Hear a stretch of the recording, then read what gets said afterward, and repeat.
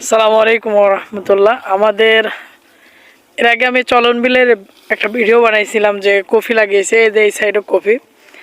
তো মূলত ওদের এই চরে যতগুলো মানুষ সবজি আবাদ করে, এনারাই দুই ভাই সবচাইতে বেশি এখানে আর কি সবজি আবাদ করে।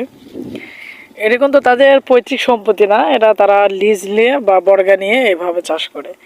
তো সারা বছর ওনাদের পরিবার বা পরিজন চলে এটার উপর ডিপেন্ড করে।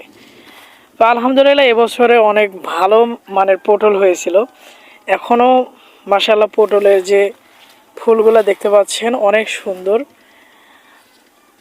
তো সবসময় আর কি শ্রম দিতে হয় এগুলোর পিছনে। হ্যাঁ, পিছন সাইডে বেগুন আছে, আরও অন্যান্য উপরে কি বলছেন, উপরে উপরে মূলা মূলা বোনা হয়েছে।